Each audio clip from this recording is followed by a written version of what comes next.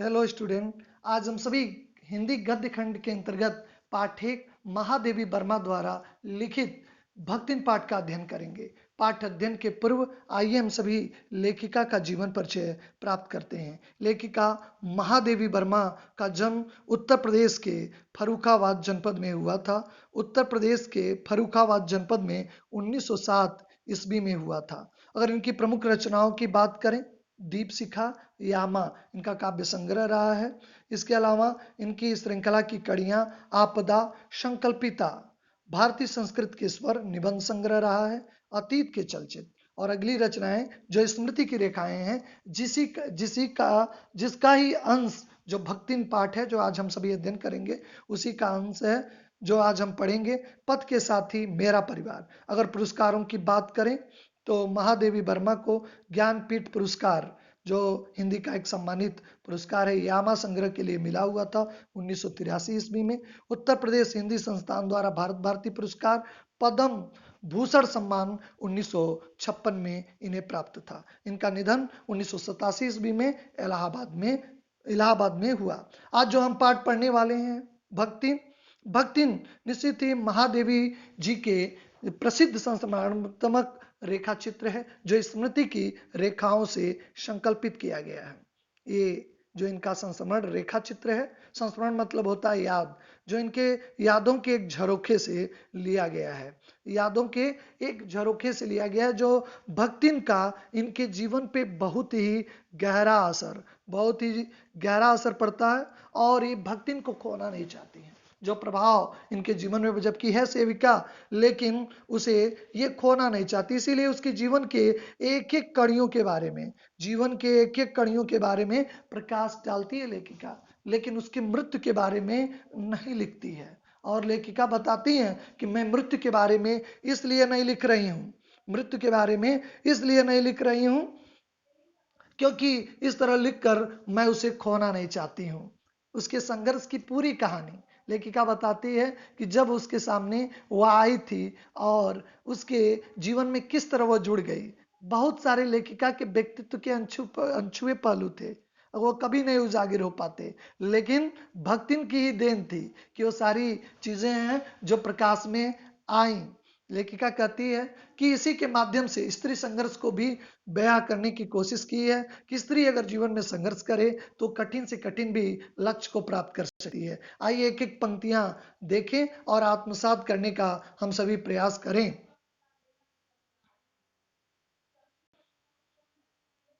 भक्तिन के बारे में लेखिका कहती है कि व्यक्तित्व के बारे में कहानी के प्रारंभ में बताती है कि वह छोटे कद की दुबले शरीर वाली भक्तिन अपने पतले होठों के कोनों में दृढ़ संकल्प, छोटी आंखों में एक विचित्र समझदारी लेकर पहले दिन मेरे पास उपस्थित हुई। लेखिका बताना चाहती है कि वह छोटे कद की थी और उस दुबले शरीर वाली थी, उसके होठ पतले थे लेकिन आंखों में एक विचित्र समझदारी थी। कहती तब से लेकर आज तक एक युग बीत चुका है, एक युग समाप्त हो चुका है, लेकिन जब भी कोई जिज्ञासु उससे इस संबंध में प्रश्न कर बैठता है तो पलकों को आधी पुतलियों पर गिराकर चिंतन की मुद्रा में टुड्डी को कुछ ऊपर उठाकर विश्वास भरे कंठ से उत्तर देती है कि तुम, ग्रामीण भाषा में देती है कि तुम पचे क्यों का बताई, ये 50 वर्ष से संग्रहित है। तुम पचे को क्या बताई, ये 50 वंश से संग्रहित है, हिसाब से मैं 75 की ठहरती और वह 100 वर्ष की आयु भी पार कर जाती। भक्तिन को इस बात का अंदाजा नहीं है कि मैं जो ये कह रही हूं इससे मेरी आयु 100 वर्ष की हो जा रही है और लेखिका की आयु 75 वर्ष की हो गई। मुझे तो विश्वास होता जा रहा है कुछ और बीता तो मेरे साथ रहने के समय को जो 50 वर्ष बता रही है उसे 100 वर्ष तक पहुंचा देगी, चाहे उसके हिसाब से मुझे 150 वर्ष की असंभव आयु का भार क्यों न ढोना पड़े। सेवक का धर्म की अगर बात करें तो हमारे धर्म ग्रंथों में, रामायण में जो हनुमान जी का चित्रण हुआ है उनके जैसा कोई सेवक नहीं हो पाया है। लेखिका भी कहती है कि सेवक धर्म में वह हनुमान जी से स्पर्धा करती हुई नजर आ जाती है। किसी अंजना की पुत्री न होकर ये अनाम धन्या गोपालिका की सेवक कन्या है, उसके नाम है लक्ष्मी। बताती है कि अंजना अंजना की पुत्री नहीं, हनुमान जो है अंजना के पुत्र थे, लेकिन अनाम धन्या गोपालिका, नाम तो नहीं पता है। वो कहती किसी जो गौ पालने वाले समाज से जो प्रतिनिधित्व करती है, और लेखिका का नाम बताती है लक्ष्मी। याद रखिएगा, क्योंकि ये प्रश्न पूछा जाता है लेखिका का वास्तविक नाम क्या है। नाम है लक्ष्मी, अर्थात लक्ष्मी, पर जैसे मेरे नाम की विशालता के लिए दुर्वह है, वैसे ही लक्ष्मी की समृद्धि और भक्ति के कपाल पे कुंचित रेखाओं में नहीं बच सकी है। लेकिन जथा नाम तथा गुण, जैसा व्यक्ति का नाम वैसे लगभग लगभग उसमें गुण भी होने चाहिए, लेकिन इस लोकोक्तियों को उसके जीवन में नहीं दिखाई देती है। वैसे वो जीवन में प्राय सभी को अपने नाम का विरोधाभास लेकर जीना पड़ता है। वास्तव में इस बात कहीं कहीं सार्थकता दिखाई देती है लेखिका में, कि जो नाम के विपरीत ही गुण आ जाते हैं, जबकि कहा गया जथा नाम तथा गुण, व्यक्ति का आधा परिचय उसके नाम से ही प्राप्त हो जाता है। कहती है कि लेखिका कहती है कि भक्ति बहुत समझदार है, क्योंकि वह अपने समृद्ध सूचक नाम को किसी को बताती नहीं है। केवल जब वह नौकरी की खोज में आई थी, तब ईमानदारी का परिचय देने के लिए उसने शेष इतिवृत्ति के साथ बता दिया था, और उसने बताया था कि भविष्य में इस नाम से उसे पुकारा न जाए। प्रार्थना किया कि मैं कभी भी इस नाम का प्रयोग न करूं।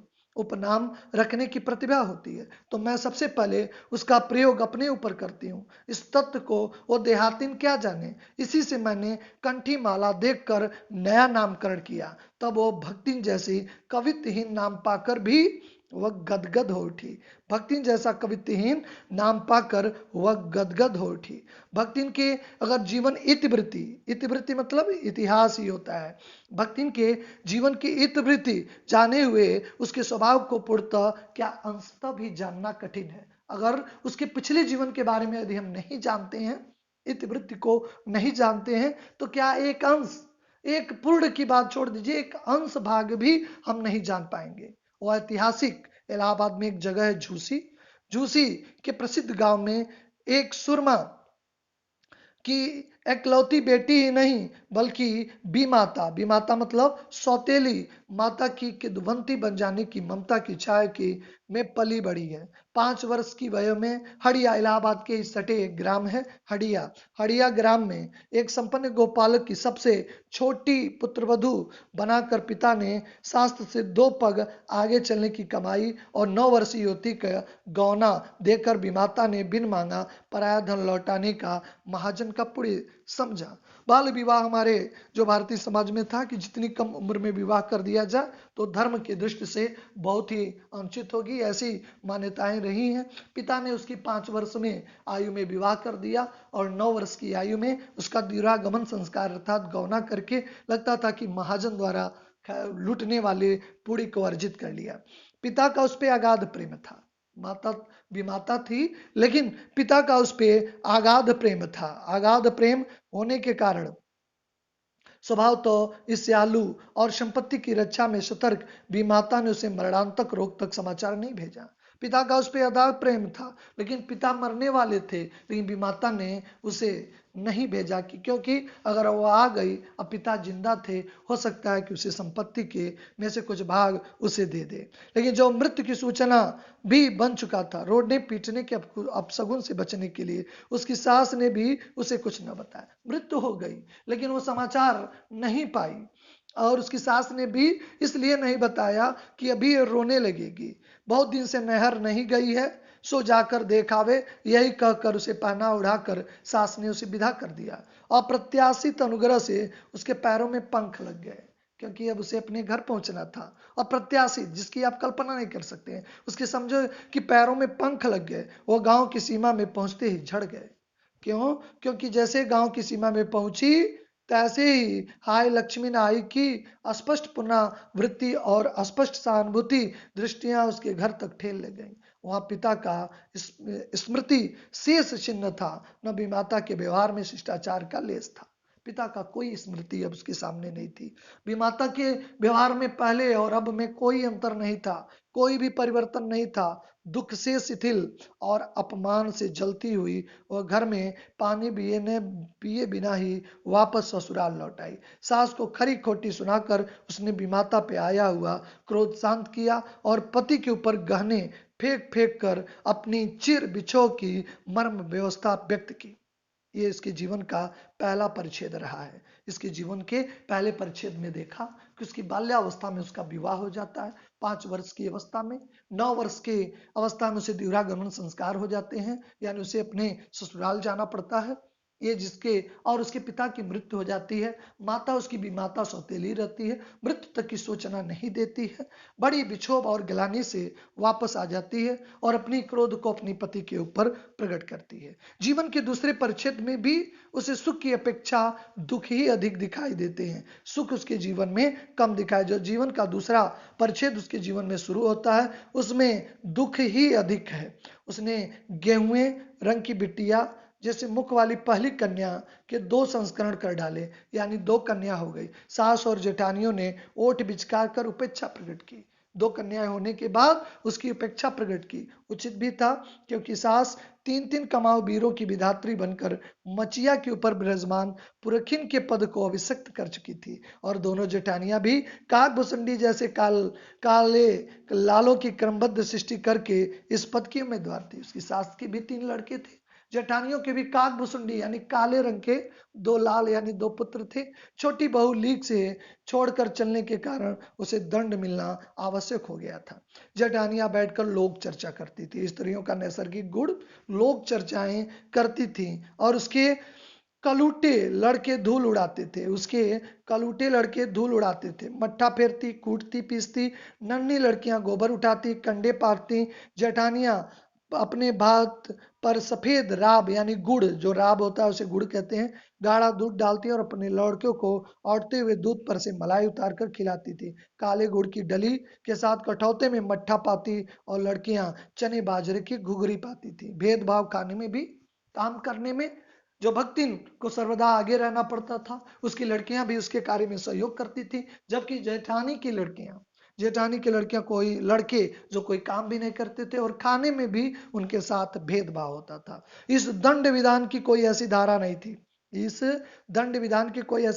थी जिसके कारण खोटे सिक्के की टकसाली जैसी पत्नी से पति को विरक्त किया जा सके। सारी चुगली चबाई प्रवृत्ति उसकी पत्नी प्रेम को बढ़ाकर ही होती थी। सारे लोग ऐसे सोचते थे कि इसे अपनी जो है इसकी पत्नी से, जो लेखिका के पति से इसका बिछो हो जाए। सारी चुगली चबाई प्रवृत्ति करते थे, लेकिन पत्नी प्रेम को बढ़ाकर ही होती थी। जेठानियां बात बात पर धमाधम पीटी कूटी जाती थी, पर उसके पति उसे कभी उंगली न चुराई। भक्ति ने कोई ऐसा काम ही नहीं किया जिससे उसका पति कभी भी उसे दंडित करे, जबकि जेठानियां उसे हमेशा पीटी कूटी जाती थी।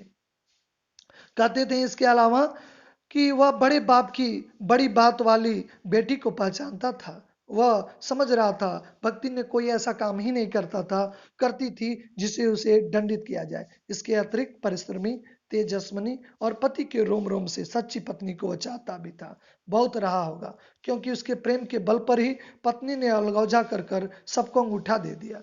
पति उसका अच्छा था, इसलिए भक्तिन ने भी अपने उसी पति के बल पे उसने अलगौजा कर लिया। अपनी जेठानियों से अलग करके सबको अंगूठा दे दिया। काम वही करती थी, इसलिए गाय भैंस, खेत खलियान, अमराई के पेड़ आदि के संबंध में उसका ज्ञान बहुत बड़ा चढ़ा था। उसने छाट छाट कर ऊपर से असंतोष की मुद्रा के साथ भीतर से पुलकित हुए कुछ कर लिया था। सबसे अच्छा था परिश्रमी दंपति निरंतर प्रयास से सोना बन जाने वाला भी स्वभाव हो गया था। दोनों दंपति यानी पति और पत्नी भक्ति के साथ जो मिलकर हर कार्यों को एक अपने जो चरम उन्मुख तक पहुंचा देते थे। धूमधाम से बड़ी लड़की का उन्होंने विवाह किया।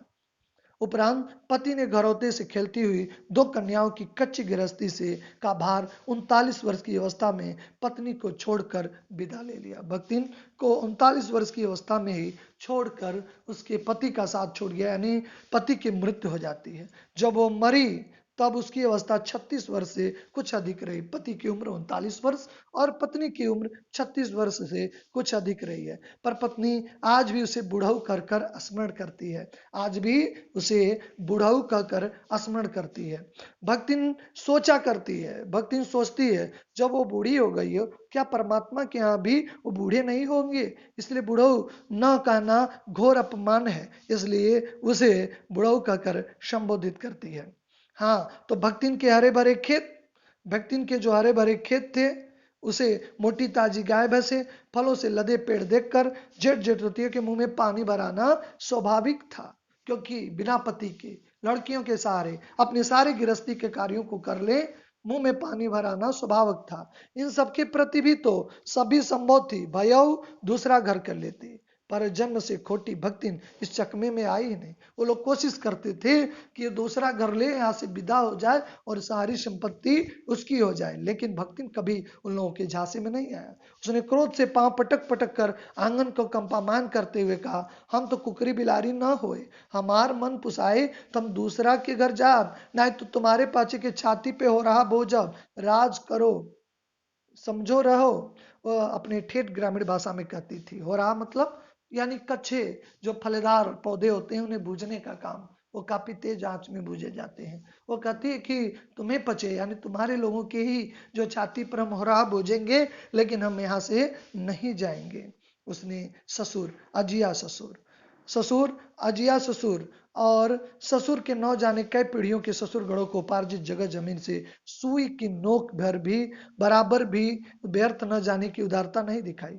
उसके अतिरिक्त गुरु के से कान फुकवा, कंठी बाध, पति के नाम पर एक घी चिकने केसों को समर्पित करके कभी न टलने वाली भविष्यवाणी कर दी। उसने कही सास ससुर पैतृक संपत्ति की सुरक्षा करना उसके आने वाली पीढ़ियों का दायित्व होता है। भक्तिन उसी का अनुसरण कर रही थी, जिसने पता नहीं किस पीढ़ियों से उसे अर्जित संपत्ति को खोना नहीं चाहती थी। और उसने गुरु मंत्र भी ले लिया, कंठी धारण कर लिया और पति के प्रति ही समर्पित उन्हीं के नाम से केसों पे घी लगाकर समर्पित करके कभी न टालने की घोषणा कर दी। और भविष्य में संपत्ति भी सुरक्षित रखने के लिए छोटी लड़कियों के साथ ही पी लेकर उन्हें ससुराल पहुंचाया और पति के चुने हुए बड़े दामाद को घर जमाई बनाकर तीसरे परिच्छेद को जीवन में आरंभ करने की कोशिश की। यानी जीवन के दो परिच्छेद में देखा, एक में उसका बाल्यावस्था, उसे बचपन में ही बाल विवाह का सामना, दूसरे परिच्छेद में ससुराल द्वारा प्रताड़ित पति की मृत्यु, 3 लड़कियों का जो है निर्वहन करना ये, और उसके पति का खोना दूसरे परिच्छेद में। यानी जीवन का 2 परिच्छेद बीता। प्रथम परिच्छेद में न सुख था, न द्वितीय परिच्छेद में ही सुख था। भक्तिन का दुर्भाग्य भी उसके कम हठी नहीं था, उसका दुर्भाग्य भी उससे पीछे नहीं था, उसके आगे आगे चलता था। इसी से किशोरी की युवती होते ही बड़ी लड़की भी विधवा हो गई। दामाद को लेकर ही वह जीवन आगे बढ़ाना चाहती थी, लेकिन दुर्भाग्य ने उसका साथ नहीं छोड़ा और उसकी बड़ी लड़की भी विधवा हो गई। भयों से पार न पा सकने वाले जेठे और काकियों को परास्त करने वाली कटिबद्ध जेठौतों ने आशा की एक किरण दिखाई दी। अब तो इसका दामाद चला गया, उनकी आंखों में एक किरण दिखाई दी। अब फिर उन्होंने एक नई चाल चली। विधवा बहन के गठबंधन के लिए बड़ा जिठौत अपने तीतर लड़ाने वाले साले को बुला लिया। बड़ा जेठ जो था अपने साले को बुला लिया, क्योंकि उसका हो जाने पे सब कुछ उसके अधिकार में था। वो सोचता था मेरे साले से अगर भक्तिन की बड़ी लड़की का पुनः विवाह हो जाएगा तो सब कुछ मेरा हो जाएगा। भक्तिन की लड़की भी माँ से कम नहीं समझदार थी, उसने भी वर को नापसंद कर दिया, उसने भी वर को नापसंद कर दिया। बाहर के बहनोई का आना मेरे चचेरे भाइयों के लिए सुविधाजनक नहीं था, इसलिए अतः प्रस्ताव जहां का तहां रह गया। अब तब दोनों जो माँ बेटियां खूब मन लगाकर अपनी संबंधी की देखभाल करने लगी। मान न मान मैं तेरा मेहमान की कहावत को चरितार्थ करने वाले वर के समर्थक न किसी प्रकार की पति की पदवी अभिषिक्त करने का उपाय सोचने लगे। अब अपनी योजना में फेल होते हुए जेठों ने, चूंकि अपने साले को बुलाया था कि भक्तिन की बड़ी लड़की से इसका विवाह हो जाएगा और सारी संपत्ति हो जाएगी, अब वो एक दिन एक नई युक्ति, नई उपाय, नई योजना के बारे में सोचने लगे। एक दिन माँ की अनुपस्थिति में वर महाशय ने बेटी को कोठरी में घुसाकर भीतर से द्वार बंद कर लिया। एक दिन भीतर से द्वार बंद कर दिया। समर्थक गांव वालों को बुलाने लगे। युवती ने जब इस डकैत वर्ग की मरम्मत करके कुंडी खोली तो पंच बेचारे समस्या में पड़ गए। तीतरवाज युवक कहता रहा, निमंत्रण पाकर भीतर गया। वो युवक साला जो था वो कहा, इसने भक्तिन की लड़की ने मुझे बुलाया था, इसलिए मैं अंदर गया था। युवती उसके मुख पे अपनी 5 उंगलियों के उभार इस निमंत्रण के अक्षर पढ़ने का अनुरोध कर रही थी। उसे दूध का दूध और पानी का पानी करने के लिए पंचायत बैठी और सिर हिलाकर इस समस्या का मूल कारण कलजुग को स्वीकार किया। कलजुग को स्वीकार किया कि समय ही ऐसा है, अपीलहीन फैसला हुआ कि चाहे वो दोनों एक सच्चा हो चाहे झूठा हो, जब दोनों कोठरी के अंदर मिले हैं तो पति पत्नी के रूप में रहना ही कलजुग के दोष का परिमार्जन कर सकता है। यही सॉल्यूशन, यही निदान है, चाहे संबंध हो या न हो, एक कोठरी में पाए गए हैं, इसलिए पंचायत का फैसला है कि दोनों को साथ ही रहना पड़ेगा। अपमानित बालिका ने अपने ओठ को काट कर लहू निकाल लिया। मां ने आग्ने नेत्रों से गले पड़े दामाद को देखा। संबंध कुछ सूख कर नहीं हुआ, क्योंकि दामाद निश्चित होकर तीतर लड़ाता रहा। बेटी विवश होकर क्रोध से जलती रहती। यत्न से संभाले हुए गाय ढोर खेती बाड़ी सब पारंपरिक द्वेष में सुलझ गए। लगान अदा करना भी भारी हो गया था। लगान, उस समय जो लगान देना पड़ता था, खेतों पे जो टैक्स लगाए जाते थे, खेतों पे जो कर लगाए जाते थे, उसे लगान कहते थे। क्योंकि खेतों पे जो आय होती थी लगान लगाई जाती। क्योंकि भक्तिन की कोई आय नहीं थी, इसलिए वो लगान भी भारी हो रहा था। सुख से रहने की कौर करे, अंत में एक बार लगान न पहुंचाने पे जमींदार ने, जो लैंडलॉर्ड थे, जमींदार ने भक्तिन को बुलाकर दिन भर कड़ी धूप में खड़ा रखकर, ये अपमान तो कर्मठता का सबसे बड़ा कलंक बन गया। दूसरे ही दिन भक्ति ने जो है अपना विचार बदला और परिवर्तन अपने अंदर की, और वह शहर आ पहुंची। घुटी हुई चांद की जब शहर आई तो घुटी हुई चांद की मैली धोती में ढके मानो सब प्रकार की आहट सुनने के लिए उसके कान बाहर से निकल पड़े हुए थे। भक्ति ने जब मेरे यहाँ सेवक धर्म में दीक्षित हुई, तब से उसके जीने में चौथे और अंतिम परिच्छेद, 3 परिच्छेदों का हमने अध्ययन किया। प्रथम में बाल्यावस्था और विवाह संस्कार, द्वितीय में उसके जेठानियों द्वारा, तृतीय में उसके पति का जाना, और जीवन का अंतिम परिच्छेद जो लेखिका के साथ गुजरता है, उसका यहाँ पे शुरुआत होती है। जीवन के अंतिम परिच्छेद की यहाँ पे लेखिका भक्तिन की वेशभूषा और गृहस्थ और बैरागी का सम्मिश्रण देखकर लेखिका के मन में शंका किया, क्या तुम खाना बनाना जानती हो?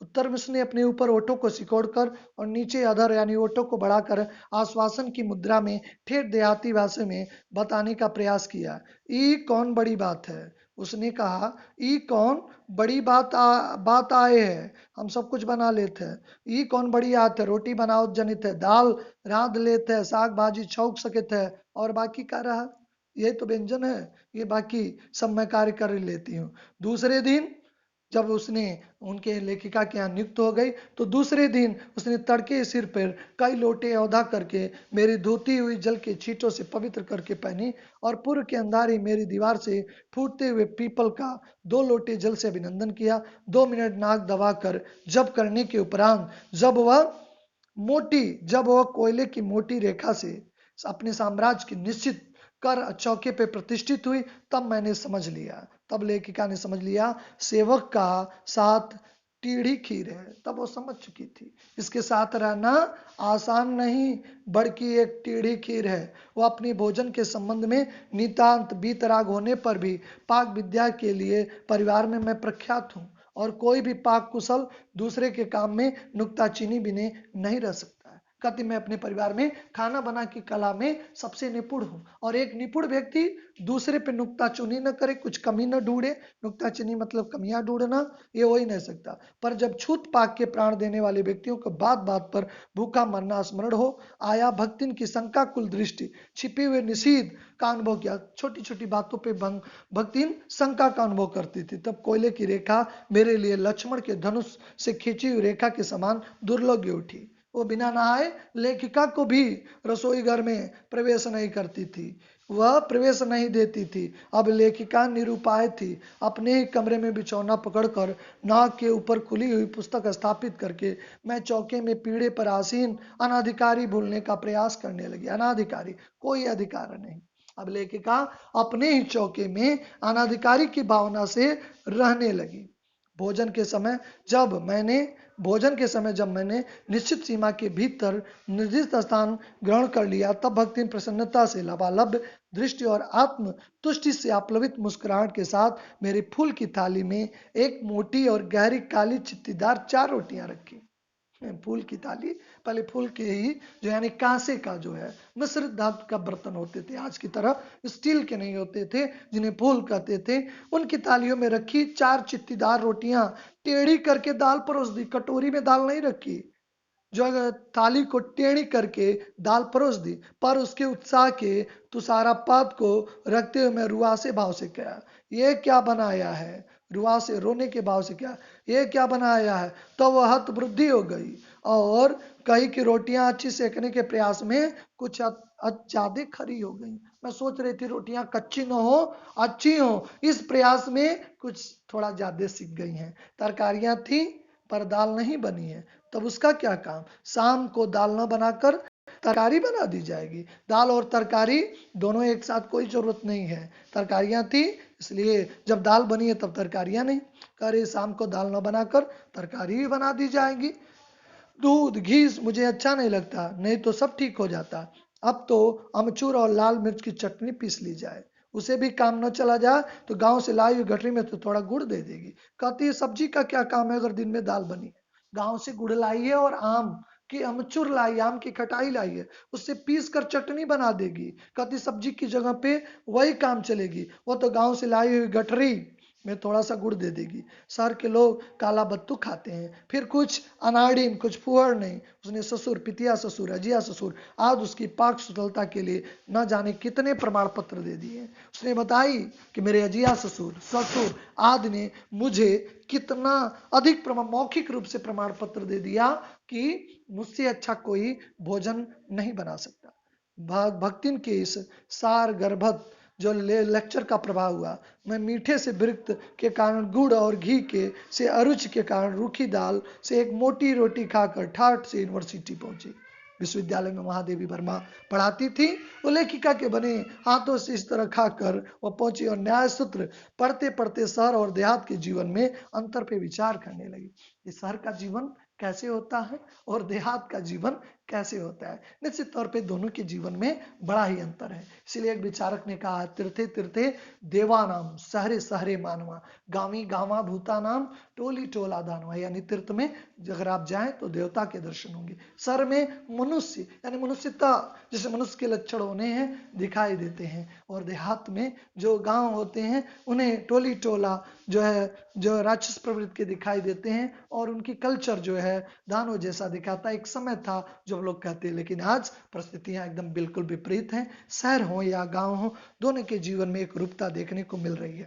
लेखिका सोचने लगी, मुझे अलग से भोजन की व्यवस्था करनी पड़ेगी। अपने गिरते स्वास्थ्य और घर वालों की चिंता कारण के लिए प्रबंध ऐसा हो गया कि उपचार का प्रश्न ही खो गया। इस देहाती वृद्धा ने जीवन में सरलता के प्रति मुझे इतना जागृत कर दिया था कि मैं अपनी असुविधा छिपाने लगी। सुविधाओं की चिंता करना तो दूर की बात है, इसके अतिरिक्त भक्ति का स्वभाव ऐसा बन चुका था कि दूसरों को अपने मन के अनुसार बना लेना चाहती थी। भक्ति का ऐसा स्वभाव हो गया था कि वो दूसरे के अनुसार नहीं परिवर्तित करती थी, बल्कि वह अपने अनुसार वो दूसरों को देख लेना चाहती थी। कहती इसके अतिरिक्त वो स्वभाव ही ऐसा बन चुका था कि वह दूसरों के अपने मन के अनुसार बनाना चाहती, पर इस संबंध में किसी प्रकार की परिवर्तन की कल्पना तक नहीं उसके लिए संभव नहीं थी। कल्पना तक उसके लिए संभव नहीं थी। इसी से मैं आज अधिक देहाती हो गई हूँ। लेखिका कहती है कि मैं अधिक देहाती हो गई, पर उसके ऊपर शहर की हवा नहीं लग पाई। लेखिका कहती है कि उसे शहरी होना चाहिए, लेकिन असर ये हुआ कि वो शहरी न होकर वह अधिक जो है मैं देहाती हो गई, वो शहरी हो ना पाई। मकई का रात में बना दलिया सबरे मट्ठा सौधा लगता है। बाजरे का तिल बनाकर पुए गरम अच्छे लगते हैं, और ज्वार के भुने हुए भुट्टे हम दोनों खिचड़ी स्वादिष्ट होती है। सफेद महुए की लपसी यानी हलवा वर्ग बहुत लजा जाती है, अधिक मुझे क्रियात्मक रूप से सिखाती है। यहाँ रसगुल्ला तक भक्तिन के पपोले मुंह में प्रवेश करने का सौभाग्य नहीं प्राप्त हो सका। कहती वो रसगुल्ला भी शहर का नहीं खाती है, लेकिन मैं जो दलिया, मट्ठा, सफेद महुए से बनी लपसी अब मुझे अच्छे लगने लग रहे हैं। कहते हैं मेरे रात दिन नाराज होने पर भी, मैं रात दिन नाराज होने पर भी उसे साफ धोती पहनना नहीं सीखा। मेरे स्वयं धोकर फैलाए हुए कपड़े को भी वह तह करने के बहाने सिलवट से भर देती है। मुझे अपनी भाषा की अनेक दंत कथाएं कंठस्थ करा दी है। जो उसकी देहाती भाषा है उसकी दंत कथाएं वह जो है सिखा दी। मुझे पुकारने पर वह आए के स्थान पे जी कहने का शिष्टाचार भी नहीं सीख पाई है। मैं देहाती शब्दों का प्रयोग कर ले रही हूँ लेकिन वह नहीं कर पा रही है। यहाँ तक चूंकि चैप्टर लंबा है, नेक्स्ट अगले वीडियो में इसके शेष भाग के साथ आपके साथ पुनः सम्मिलित होंगे।